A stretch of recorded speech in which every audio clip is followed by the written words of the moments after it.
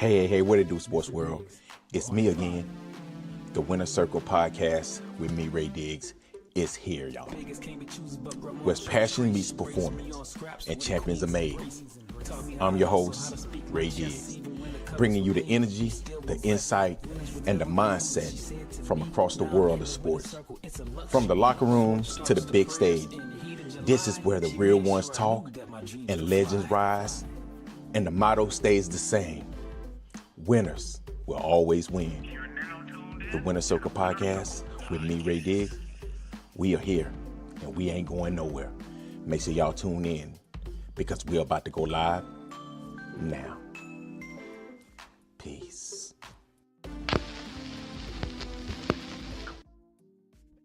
Hey, what it do, sports world, and welcome to the Winner Circle podcast, man. Hey, I want to talk about Brandon Sorsby, okay, the Texas Tech quarterback that was gambling on his own team, and the NCAA could not do absolutely nothing about it.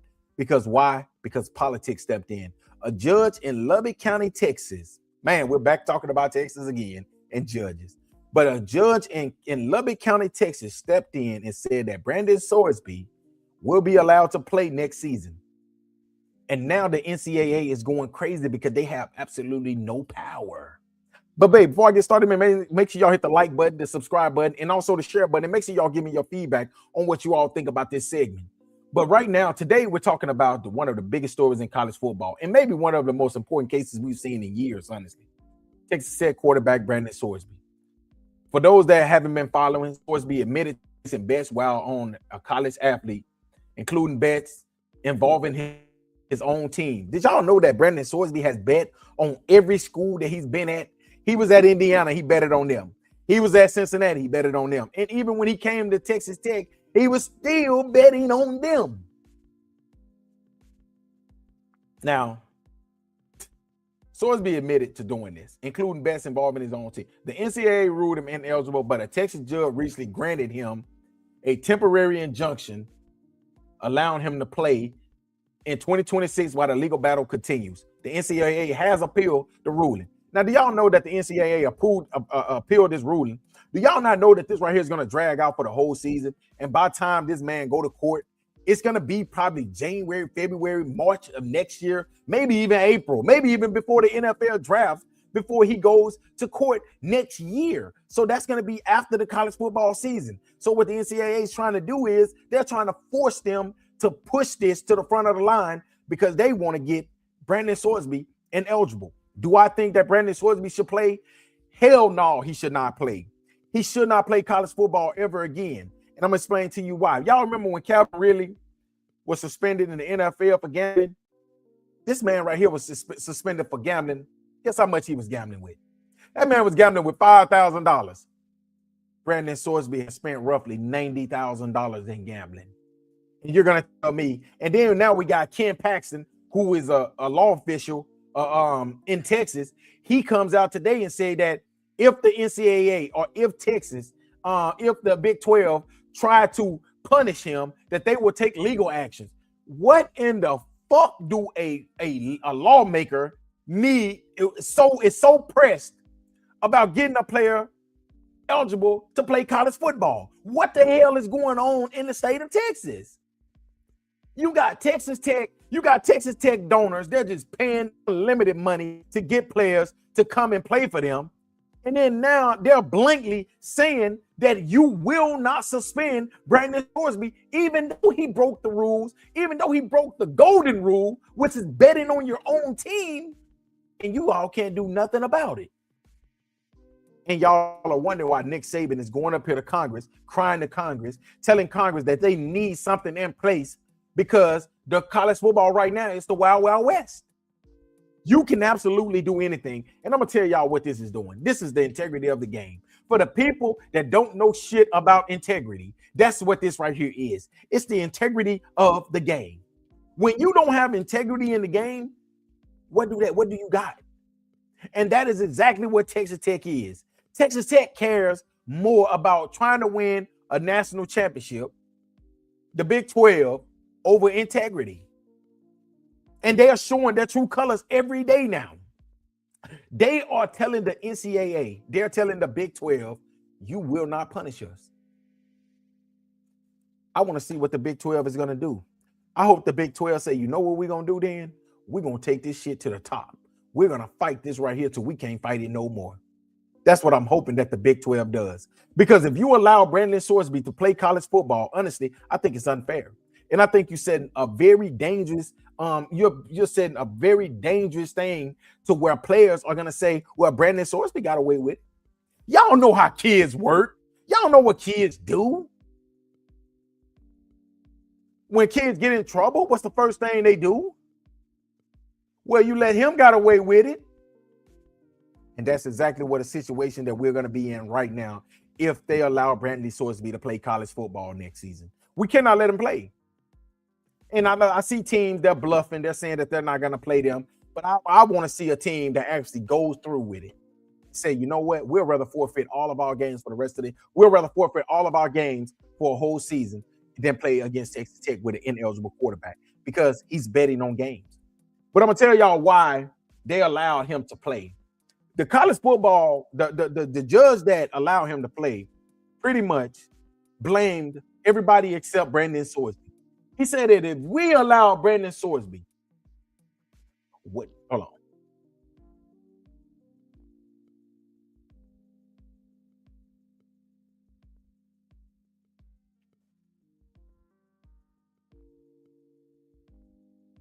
Ken Curry.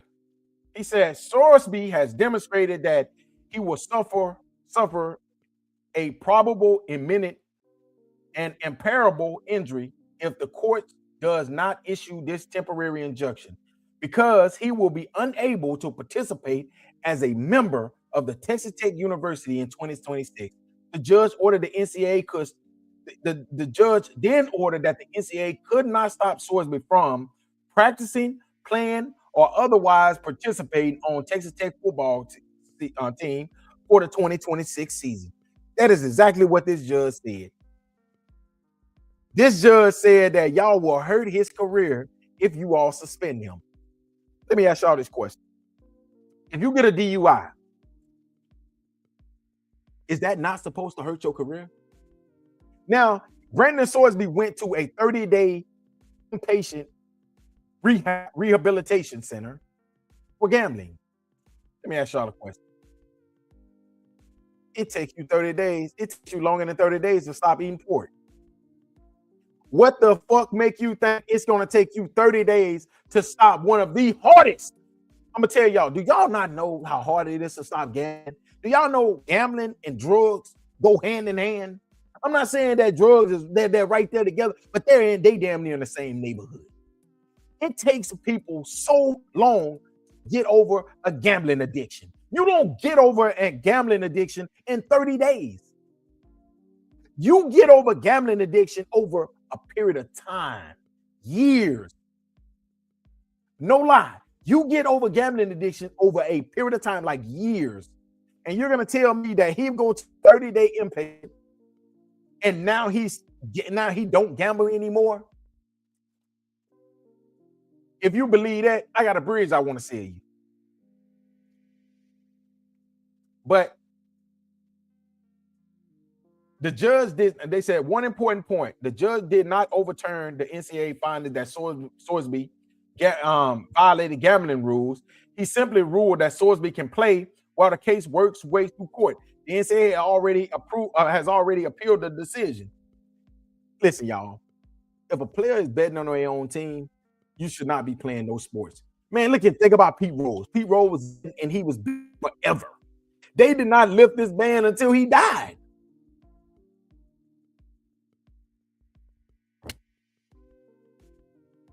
Calvin really was suspended a whole year. And he was only gambling with $5,000. Michael Porter Jr. brother, as y'all know, he was gambling. Guess what? They banned him for life from the NBA.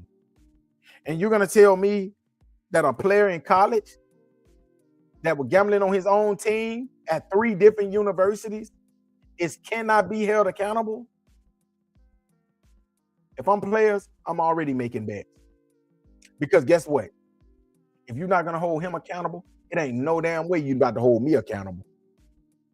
And the NCAA don't have no power because they continue to fight the Trinidad Chandler situation. They lost that one.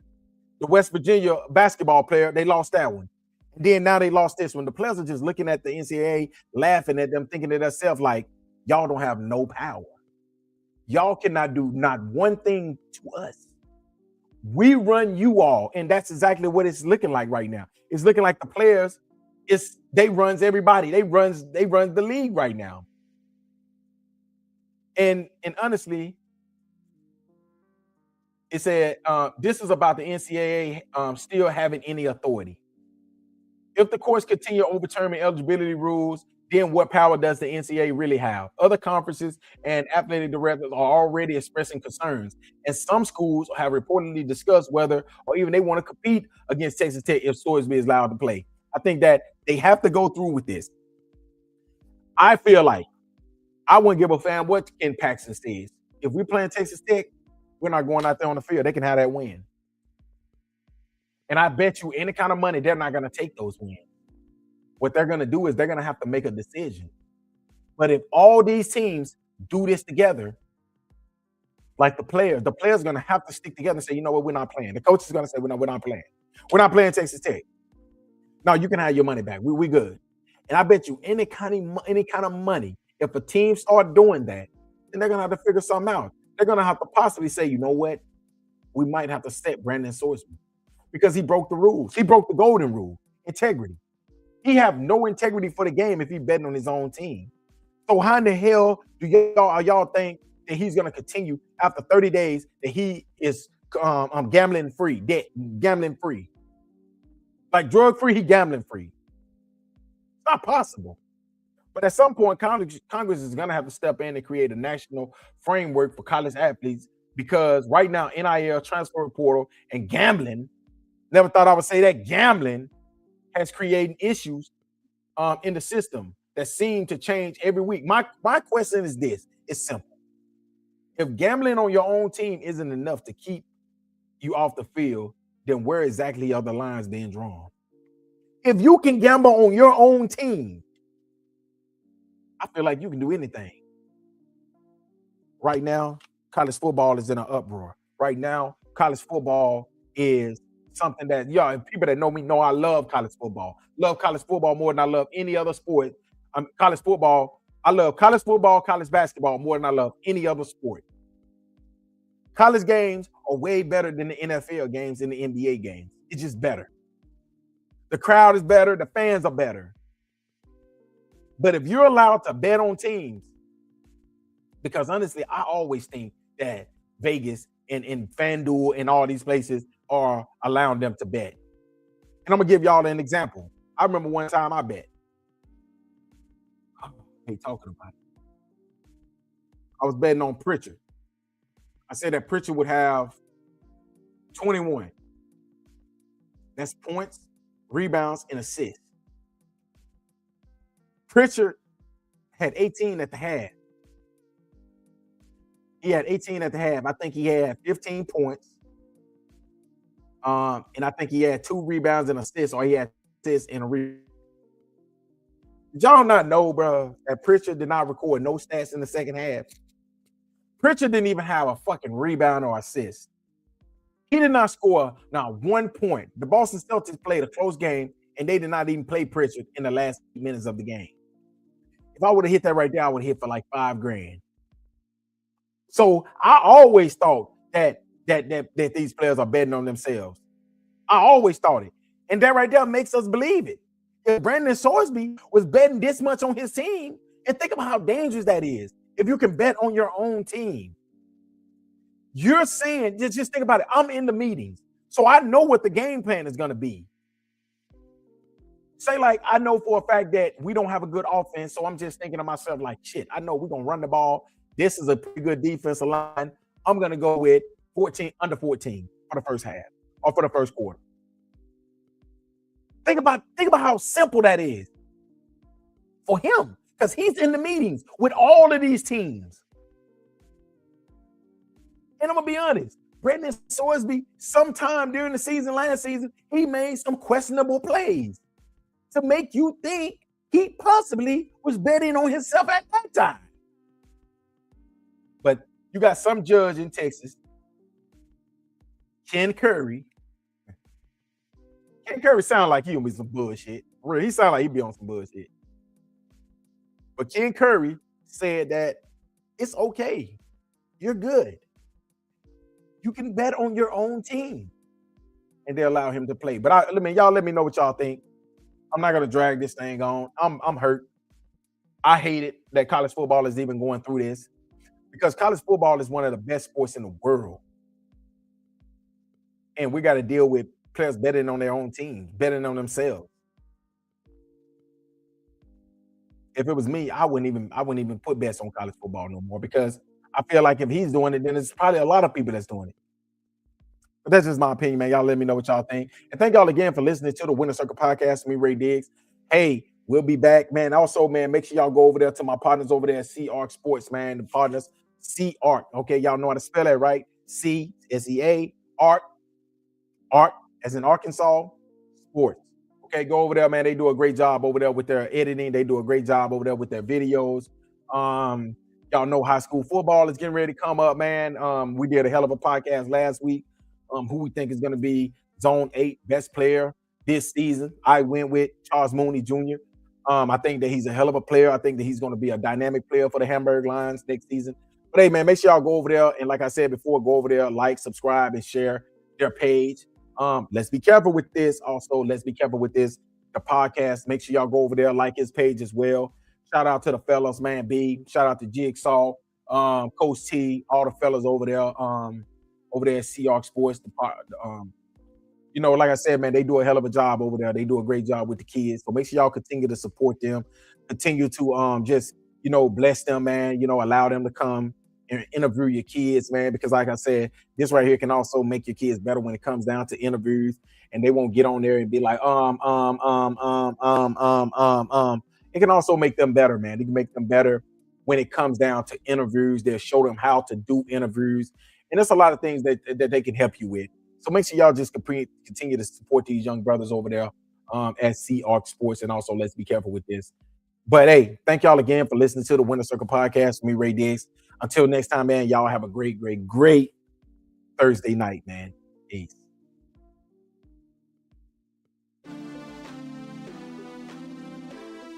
Mr. Diggs, we're on in 5. Vegas can't be choosers, but grandma chose trace. She raised me on scraps.